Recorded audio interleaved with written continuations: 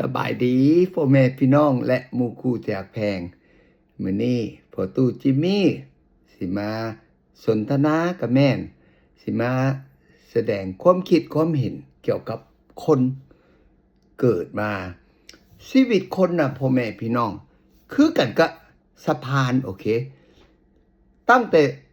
จุดนี้เนาะเฮาเกิดเนาะแล้วมื้อใดเฮาต้องหนีจากโลกนี้กลับไปว่าสุดเขตบนสะพานพ่อแม่พี่น้องแต่ว่าขึ้นน้ำคนเฮาไปยามใดบ่ฮู้บางทีมันก็สั้นบางทีก็ยาวตัวสะพานเฮาเดินนะพ่อแม่พี่น้องคนเฮาเกิดน่ะต้องมีมื้อหนึ่งไปบ่มีไผดอกที่ว่าสิอยู่ได้ตลอดชาติบ่สนว่าเจ้าแข็งแรงปานใดก็อย่าพ่อแม่พี่น้องแล้วตายวิธีใดเฮาก็บ่ฮู้นอกจากว่าผู้ใดที่ว่าเอาชีวิตตัวเองความหมายว่าฆ่าตัวตายหรือว่ากินยาอย่างแนวใดแนวหนึ่งอันนั้นฮู้อยู่ว่าสิไปนอกจากนั้นบ่ฮู้บางคนก็สวยคือประเทศแนวที่ว่ามีสงครามพ่อแม่พี่น้องบ่ฮู้ว่าเขาสิมาทิ่มระเบิดยามใดตายยามใดบางคนก็เป็นไข้เป็นมะเร็ง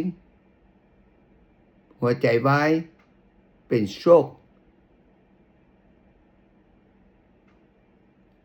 แล้วพ่อแม่พี่น้องตอนนั้นข้าพเจ้านำภรรยาหลังจากแต่งงานได้ร่วมกันอันนี้ก็ถือว่าเรื่องตลกต่างคนต่างว่าโอ้ยข้อยอยากให้ไปก่อนเจ้าเพราะว่าอย่างถ้าเจ้าไปก่อนค่อยสิอุกใจอยู่ชีวิตที่ว่าโศกเศร้าบ่มีความสุขหลังจากแต่งงานไประยะหนึ่งแล้วคำตอบปีนขึ้นกลับคืนมาต่างคนต่างว่าโอ้บ่คนบ่อยากไปก่อนละเขาอยากให้เจ้าไปก่อนเพราะว่าเขาอยากอยู่นำลูกบัดนี้อันนี้ก็ว่าเป็นเรื่องตลกขอบ่ให้ไผไปก่อนไผไปซ่าเนาะพ่อแม่พี่น้องอยากให้อยู่นำกันตลอดให้ยาวๆหิงยาวหิงดีพ่อแม่พี่น้องเพราะว่าผัวเมียเนาะอยู่มีความสุขความสบายใจและมีลูกโดนไปก็มีหลานก็อยากเบิ่งเห็นหลานก็อยากเลี้ยงลูกเลี้ยงหลานไปดูๆนานๆเนาะพ่อแม่พี่น้องแต่ว่าแนวหนึ่งพ่อตู้จิมมี่เสื้อเขาเอิ้นว่าคาร์มาถ้าเฮาทำดีสิ่งดีต้องกลับคืนมาถ้าเฮาสร้างบาปสร้างกรรมเฮาก็สิได้ใช้บาปใช้กรรมอันนี้ข้าพเจ้าเชื่อแท้ๆพ่อแม่พี่น้องถ้าหลีกเว้นมาบ่อยากให้เจ็บป่วยเป็นสโตรกเป็นหยังนะพยายามเตือนตัวเองว่าอย่าสู้ทำสร้างบาปสร้างกรรมพ่อแม่พี่น้องพยายามช่วยสังคมช่วยคนที่ว่าขาดเขินเขาทำความดีให้ตนเองและคนอื่นชีวิตเฮาก็สิได้อยู่สบายใจมีความสุขไปนานๆพ่อแม่พี่น้องเสื้อพ่อตู้จิมมี่เถอะพออยู่มาโดนเห็นหลายผ่านมาหลายพอจังซั่นอยากมาเตือนกับแม่นอยากมาแบ่งปันกับแม่นอยากมาแนะนำกับแม่นว่าคนเฮาน่ะระยะที่ว่าเฮายังอยู่น่ะพยายามสร้างความดีตอนเฮาเสียชีวิตไปพ่อแม่พี่น้อง ถือยังไปบ่ได้ก็คือข้าพเจ้าเคยเว้ามาหลายเทื่อเอาไปบ่ได้พ่อแม่พี่น้อง